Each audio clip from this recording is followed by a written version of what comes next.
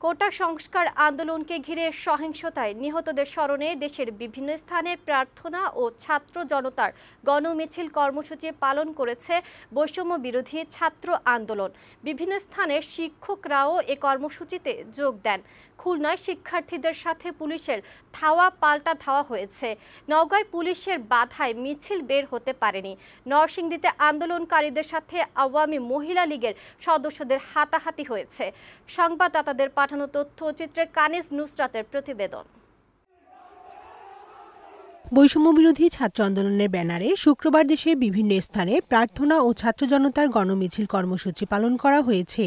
এদিন কোটা সংস্কার আন্দোলনকে ঘিরে সহিংসতার সময় হতাহতদের স্মরণে মসজিদে জুমার নামাজ শেষে দোয়া এবং অন্য ধর্মীয় উপাসনালয়ে প্রার্থনা করা হয়। পরে ৯ দফা দাবিতে মিছিল অনুষ্ঠিত হয়।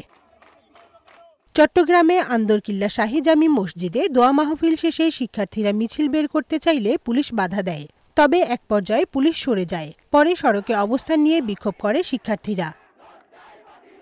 খুলনা বিশ্ববিদ্যালয়ের সামনে বিক্ষোভ করার সময় আন্দোলনকারীদের সাথে পুলিশের সংঘর্ষ হয়।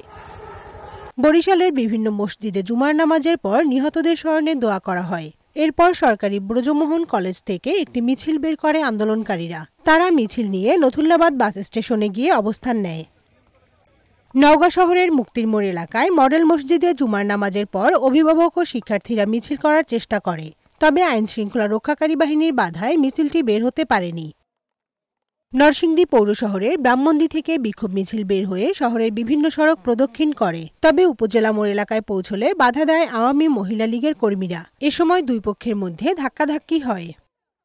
কুমিল্লা নগরীর ঝাউতলা ছাতা মসজিদ এলাকা থেকে একটি মিছিল বের হয়ে নগরীর বিভিন্ন সড়ক প্রদক্ষিণ করে পুলিশ লাইন এলাকায় গিয়ে শেষ হয়। কিশোরগঞ্জের শহীদী মসজিদের সামনে থেকে একটি বিক্ষোভ মিছিল বের করে শিক্ষার্থী ও অভিভাবকরা। পরে তারা শহরের কাচারিবাজার মোড় এলাকা অবরোধ করে। এছাড়া পিরোজপুর ও রংপুর সহ দেশের বিভিন্ন জেলায় প্রার্থনা ও ছাত্র জনতার গণমিছিল কর্মসূচি পালন করেছে বৈষম্য বিরোধী ছাত্র আন্দোলন। ডেস্ক রিপোর্ট, বৈশাখী সংবাদ।